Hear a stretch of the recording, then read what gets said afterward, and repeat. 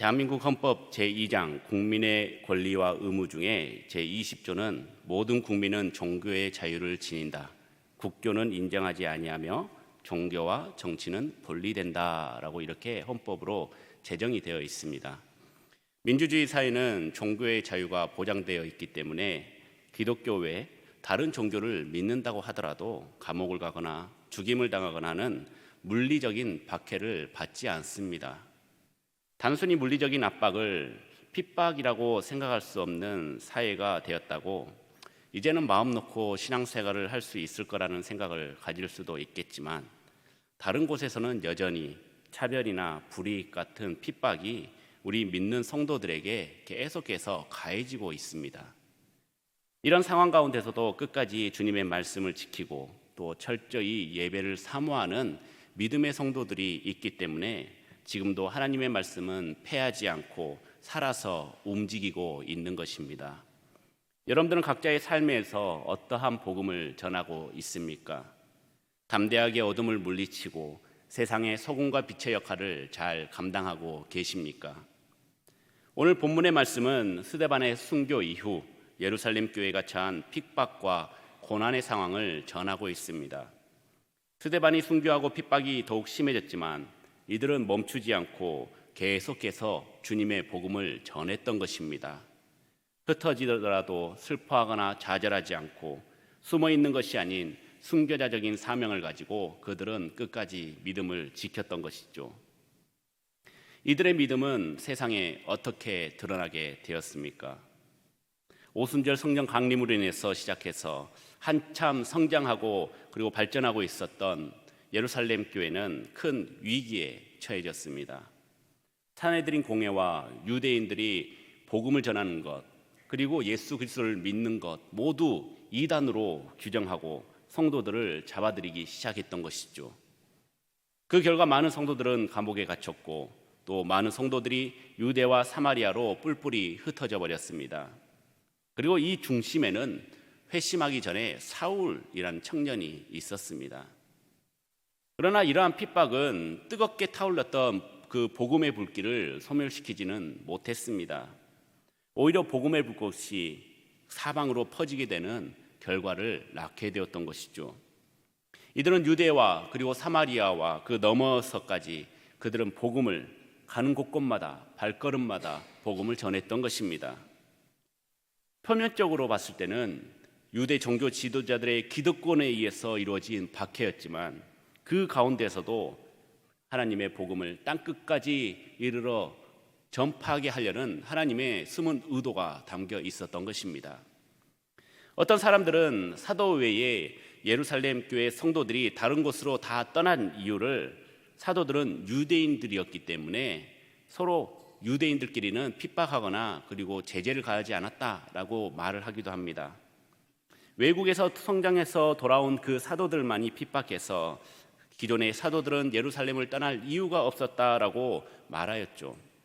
그런데 유대 중도 지도자들은 제일 먼저 누구를 핍박했습니까? 베드로와 요한을 핍박을 했습니다.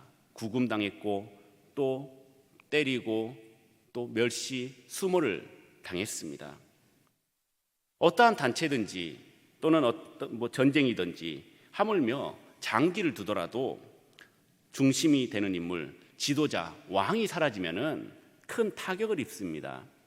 결속되지 못하고 흩어져 버리는 것이죠. 예수님께서도 양과 목자의 비유로 말씀하셨습니다. 삭구는 목자가 아니다. 양도 제 양이 아니라 이리가 오는 것을 보면 양을 버리고 달아나리니 이리가 양을 물어가도 또 해치느니라 라고 말씀하고 있었습니다. 삭구는 자신이 위험에 처해지면 도망가지만 선한 목자는 양을 위해 목숨을 바쳤던 것이죠. 사도들은 목숨을 잃을 수도 있었지만 자신의 양떼들, 즉 초대교회의 성도들을 위해서 목숨을 바쳐서 교회를 지켰던 것입니다. 그들을 지켰던 것입니다. 담대하게 위험한 상황에도 불구하고 자신들의 위치를 망각하지 않고 끝까지 그곳에 있었던 것이죠. 예수님이 잡히시던 날 제자들은 어떻게 했습니까? 모든 제자들은 다 흩어졌습니다. 무서워서 도망갔습니다. 그렇지만 지금은 완전히 180도 달라졌던 것이죠. 그들에게 잡혀서 끌려가는 것, 그리고 순교당하는 것, 매맞는 것 이제 두렵지가 않았습니다. 왜냐고요? 바로 성령 충만했기 때문입니다. 하나님께서 자신들을 보호해 주시고 이끌어 주시고 사용할 것을 100% 믿었기 때문입니다. 그래서 그들은 도망가지 않고 피신하지 않고 교회를 지키는 하나님의 충성스러운 자녀들이 되었다라는 것이죠.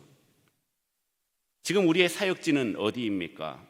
이 세상도 있지만은 바로 교회입니다. 교회는 말씀으로 믿음으로 바로 서야 합니다. 각 사람들의 사정과 상황은 다 다릅니다. 생각하는 것도 다릅니다. 하지만 맡은 직분에 있어서는 충성을 다해야 되는 자리에 있는 것입니다. 다 사람들이 다르지만 집사라는 직분, 장로라는 직분, 권사라는 직분은 똑같이 평등하다라는 것이죠. 끝까지 여러분들 직분을 그리고 믿음을 지키시길 바랍니다.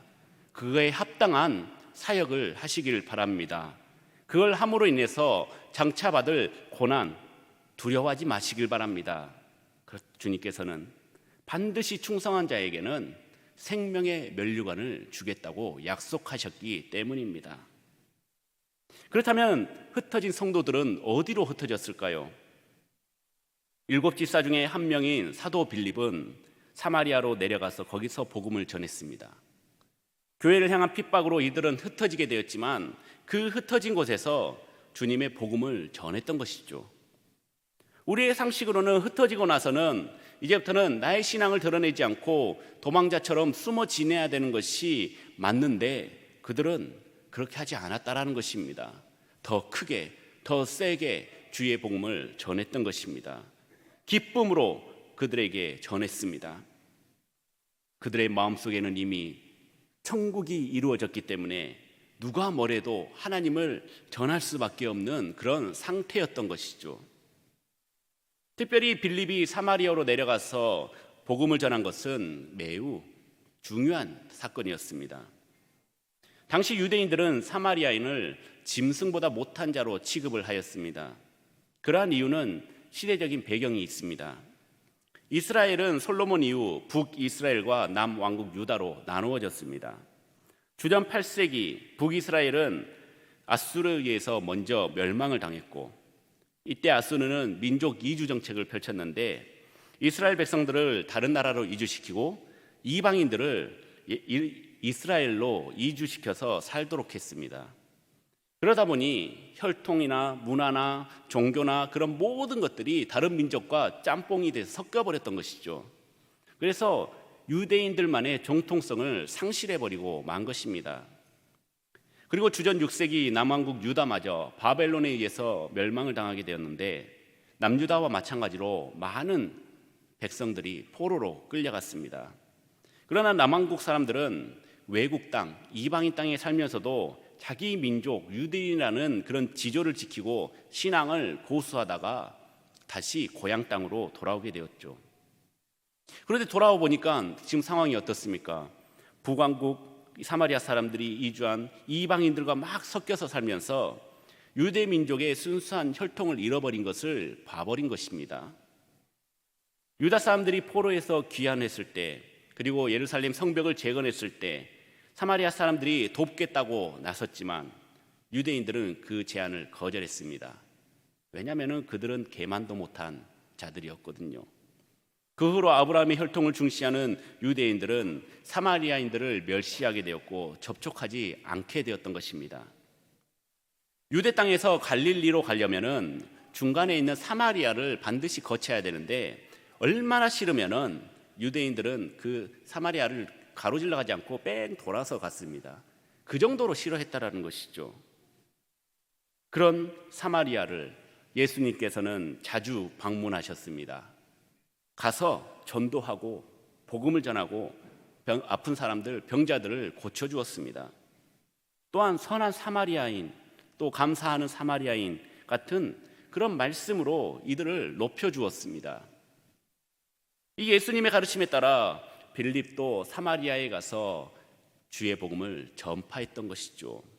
그리고 예수님처럼 귀신도 쫓아내고 병자와 못 걷는 자들이 일어나는 역사가 그 가운데 일어났던 것입니다. 또한 이들은 오순절 마가의 다락방에서 일어났던 그런 성령의 역사와 동일한 성령을 받았던 것입니다. 빌립에게 있어서 유대인과 사마리아인과의 관계는 아무런 의미가 없었습니다. 똑같이 전도해야 할 대상, 하나님의 자녀라고 생각을 했고 그들에게 복음을 전했던 것이죠. 사마리아인들은 복음에 목말라 있는 자들이었습니다. 그들에게 예수 그리스도를 전하자 어떻게 되었을까요? 성령으로 한 몸을 이루게 되었습니다. 모두 그리스도 안에 거하게 되었고 그들 가운데 큰 기쁨이 있었다고 말씀하고 있습니다. 이 기쁨은 단순히 아픈 사람이 병고침을 받고 귀신 들린 자가 병이 떠나가며 일어나지 못하는, 걷지 못하는 자가 일어나는 그런 역사, 기적들이 아니라 바로 복음, 예수 그리스도의 복음이 그들 마음속에 들어가서 기뻐했다라는 것입니다.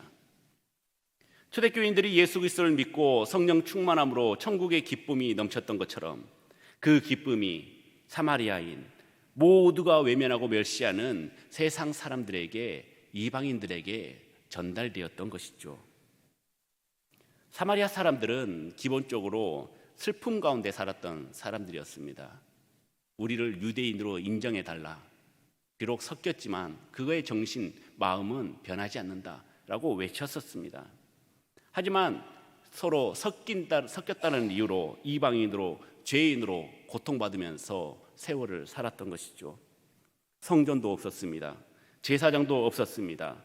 오래전 조상들이 입으로 내려오던 그 구전으로 내려오는 그 법, 율법을 가지고 살았었습니다.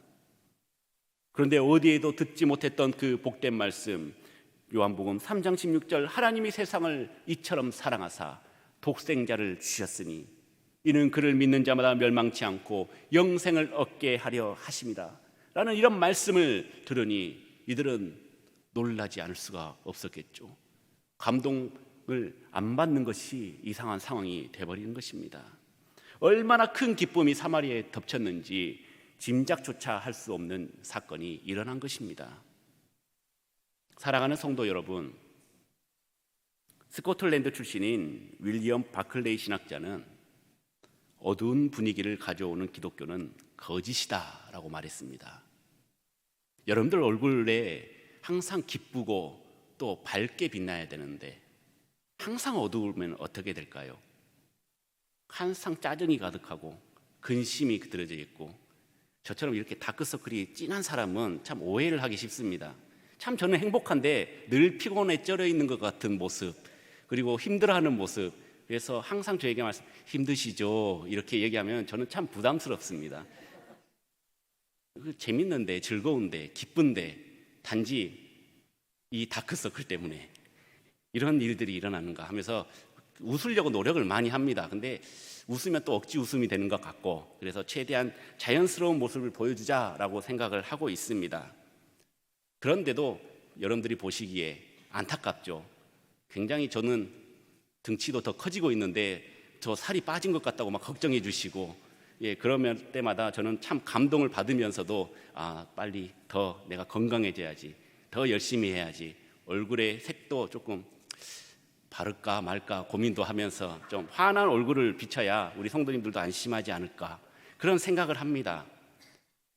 저로 인해서 여러분들이 근심하지 않았으면 좋겠습니다.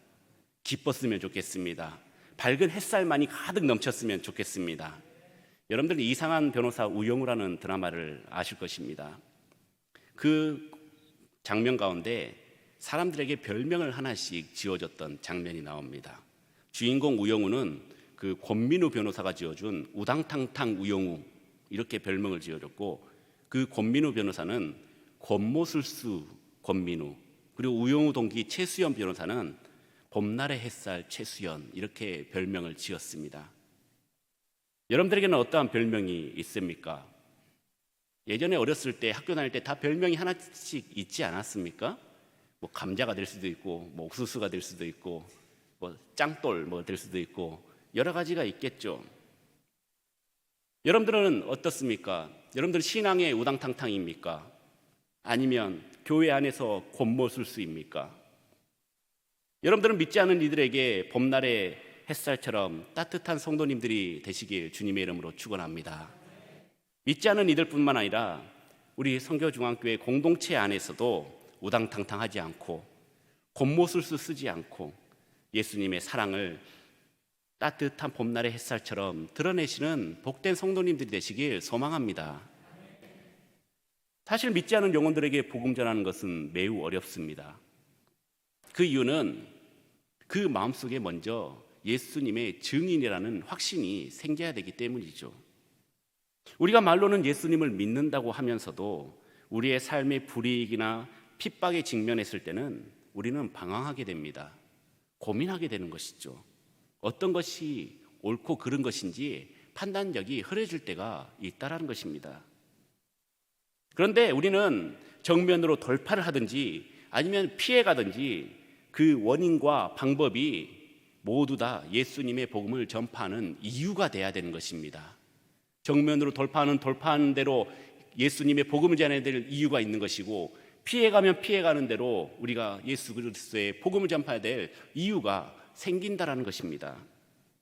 디모데후서 4장 2절의 말씀처럼 때를 얻든지 못 얻든지 항상 힘쓰라라는 말씀을 늘 마음속에 새기면서 믿지 않은 영혼들에게 또는 신앙이 약해진 성도들에게 계속해서 하나님의 말씀을 공급해 줘야 된다는 것입니다. 여러분들은 지금 세상에 파송되어 있는 믿음의 형제 자매들입니다. 저보다 여러분들이 어떻게 보면 더 시험에 노출되어 있고 훨씬 더 많은 시련과 핍박이 도사리고 있습니다. 이곳에서는 서로 합력하여서 한마음 한뜻이 되지만 여러분들이 각자의 삶으로 돌아가면 어떻게 됩니까? 코로나 시절을 생각해 보십시오.